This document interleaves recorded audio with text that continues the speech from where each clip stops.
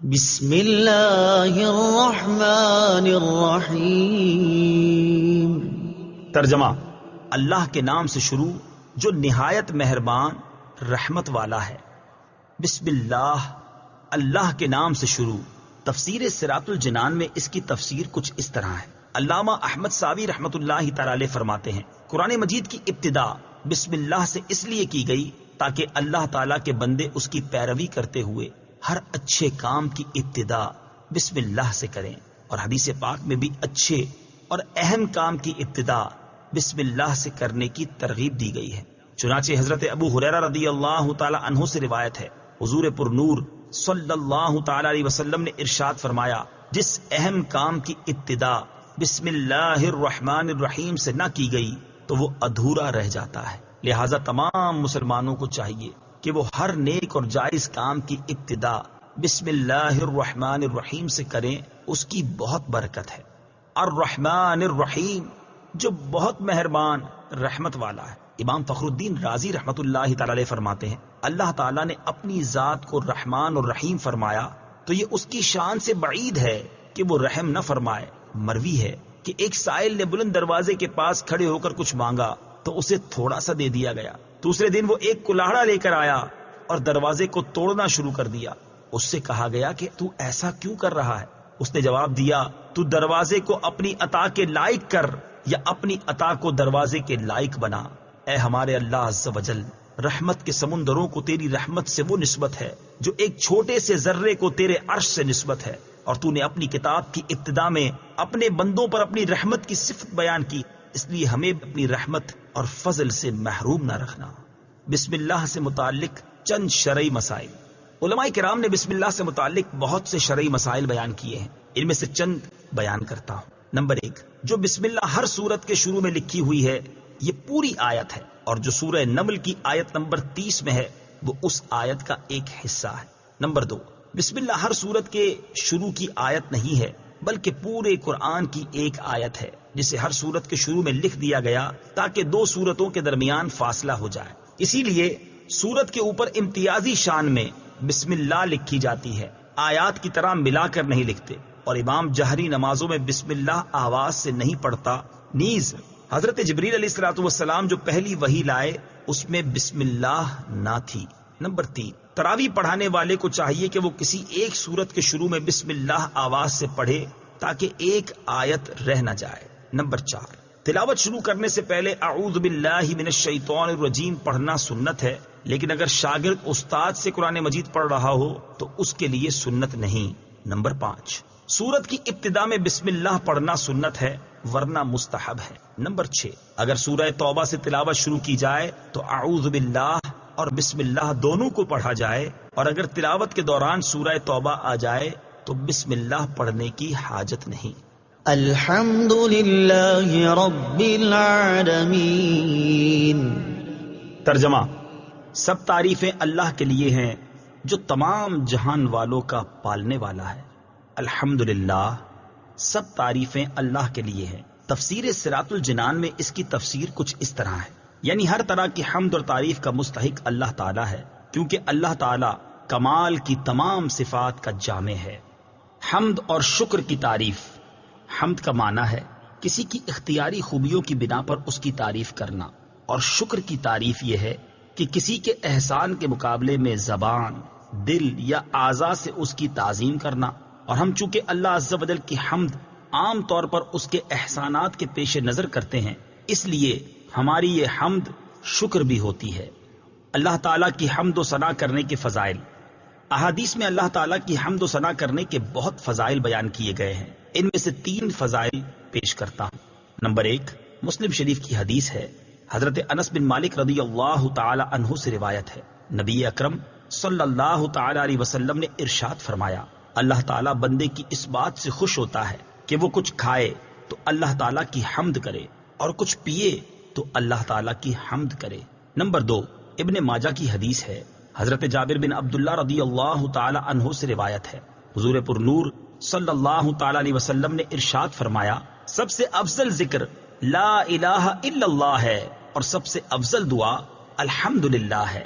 Number 3، ابن ماجہ ہی کی حدیث ہے، حضرت انس بن مالک رضی اللہ تعالی عنہ سے روایت ہے، حضور اقدس صلی اللہ تعالی علیہ وسلم نے ارشاد فرمایا، جب اللہ تعالیٰ اپنے بندے پر کوئی نعمت نازل فرماتا ہے اور وہ نعمت ملنے پر الحمدللہ کہتا ہے تو یہ حمد اللہ تعالیٰ کے نزدیک اس دی گئی نعمت سے زیادہ افضل ہے۔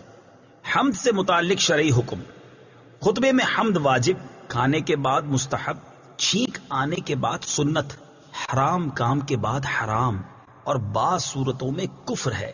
للہ، اللہ کے لیے۔ اللہ اس ذات اعلیٰ کا عظمت والا نام ہے جو تمام کمال والی صفتوں کی جامع ہے، اور بعض مفسرین نے اس لفظ کے معنی بھی بیان کیے، جیسے اس کا ایک معنی ہے عبادت کا مستحق، دوسرا معنی ہے وہ ذات جس کی معرفت میں عقل حیران ہے، تیسرا معنی ہے وہ ذات جس کی بارگاہ میں سکون حاصل ہوتا ہے، اور چوتھا معنی ہے وہ ذات کہ مصیبت کے وقت جس کی پناہ تلاش کی جائے۔ رب العالمین، جو سارے جہان والوں کا مالک ہے۔ تفسیر صراط الجنان میں اس کی تفسیر کچھ اس طرح ہے: لفظ رب کے کئی معنی ہیں، جیسے سید، مالک، معبود، ثابت، مصلح، اور بتدریج مرتبہ کمال تک پہنچانے والا، اور اللہ تعالیٰ کے علاوہ ہر موجود چیز کو عالم کہتے ہیں، اور اس میں تمام مخلوقات داخل ہیں۔ الرحمن الرحیم۔ ترجمہ: بہت مہربان، رحمت والا۔ الرحمن، بہت مہربان۔ تفسیر صراط الجنان میں اس کی تفسیر کچھ اس طرح ہے: رحمان اور رحیم اللہ تعالیٰ کے دو صفاتی نام ہیں۔ رحمان کا معنی ہے نعمتیں عطا کرنے والی وہ ذات جو بہت زیادہ رحمت فرمائے، اور رحیم کا معنی ہے بہت رحمت فرمانے والا۔ یاد رہے کہ حقیقی طور پر نعمت عطا فرمانے والی ذات اللہ تعالیٰ کی ہے، کہ وہی تنہا ذات ہے جو اپنی رحمت کا بدلہ طلب نہیں فرماتی۔ ہر چھوٹی بڑی، ظاہری، باطنی، جسمانی، روحانی، دنیاوی اور اخروی نعمت اللہ تعالیٰ ہی عطا فرماتا ہے، اور دنیا میں جس شخص تک جو نعمت پہنچتی ہے وہ اللہ تعالیٰ کی رحمت ہی سے ہے، کیونکہ کسی کے دل میں رحم کا جذبہ پیدا کرنا، رحم کرنے پر قدرت دینا، نعمت کو وجود میں لانا، دوسرے کا اس نعمت سے فائدہ اٹھانا، اور فائدہ اٹھانے کے لیے اعضاء کی سلامتی عطا کرنا، یہ سب اللہ تعالیٰ کی طرف سے ہی ہے۔ اللہ تعالیٰ کی وسیع رحمت دیکھ کر گناہوں پر بے باک نہیں ہونا چاہیے۔